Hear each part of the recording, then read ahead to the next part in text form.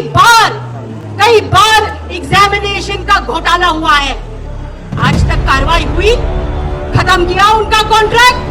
क्यों नहीं किया? ये देशद्रोही लोग आज गद्दी पे बैठे हैं जिन्होंने ब्रिटिश के काल में ब्रिटिश का साथ दिया।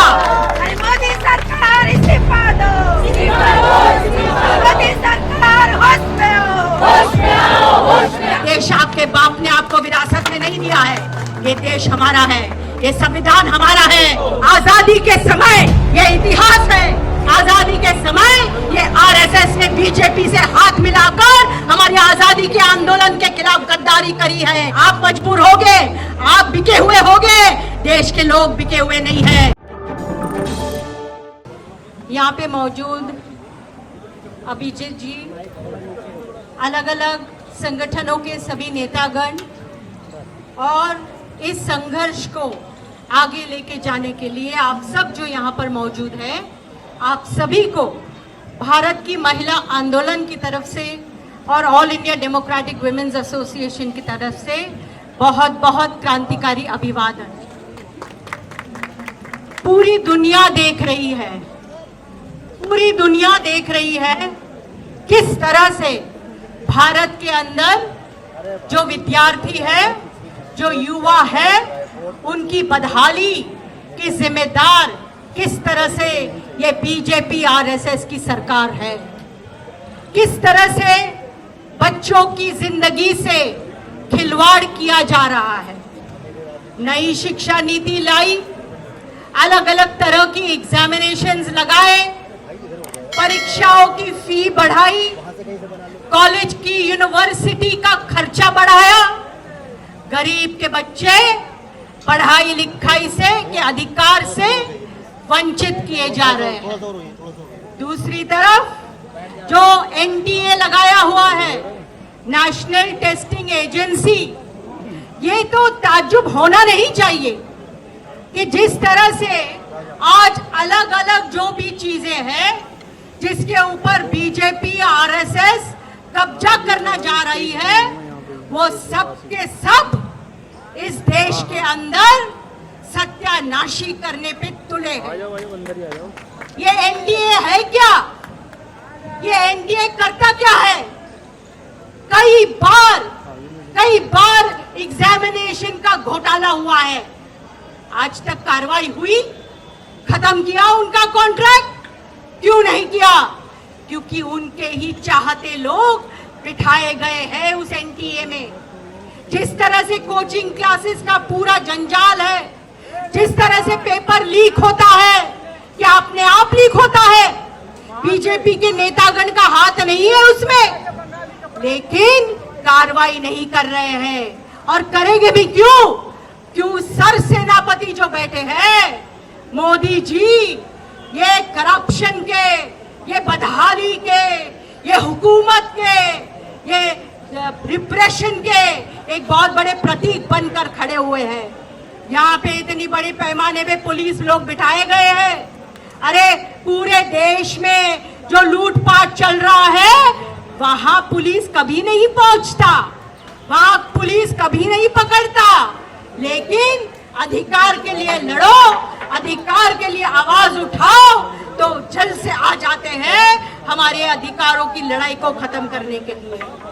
लेकिन हम जो महिला आंदोलन है इस देश के कोने कोने में जाकर हम आपकी आवाज उठा रहे हैं। ये बहुत दुख के साथ कहना पड़ रहा है कि न्यायालय भी इस तरह से वक्तव्य किए, जो बेरोजगार युवक है, जो जिंदगी का कोई रास्ता नहीं दिख रहा है। आप जानते हो भारत आज दुनिया के अंदर जो युवाओं का जो आत्महत्या की संख्या है, ये बहुत बड़े पैमाने पे बढ़ रही है। स्टूडेंट्स की आत्महत्या बढ़ रही है। मतलब जो पीढ़ी इस देश को आगे लेके जाएगी उसको नाउम्मीद कर रही है ये सरकार। इसके लिए आप सभी का संघर्ष सिर्फ आपका संघर्ष नहीं है।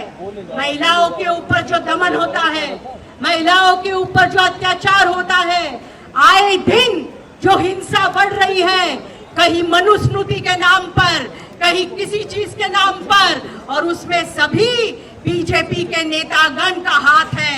फिर उत्तराखंड में अंकिता का मर्डर किया गया हो, या हाथरस में हो, या उन्नाव में हो, या दिल्ली में हो, या कहीं पे भी हो, तो इसलिए ये देशद्रोही लोग आज गद्दी पे बैठे हैं, जिन्होंने ब्रिटिश के काल में ब्रिटिश का साथ दिया।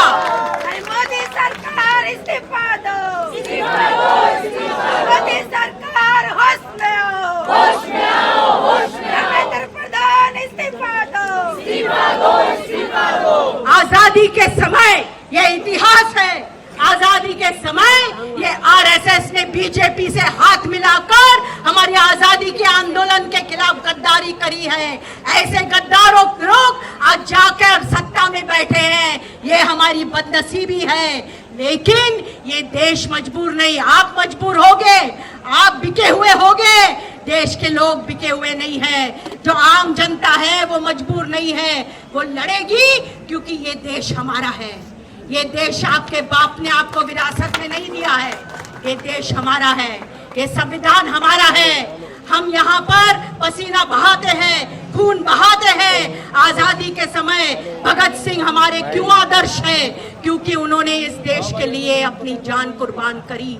जिन्होंने एक कतरा खून का नहीं बहाया, वो आज सिखाएंगे हमें राष्ट्रवाद क्या है। हक नहीं पहुंचता उनको हमें ये बातें कहने का।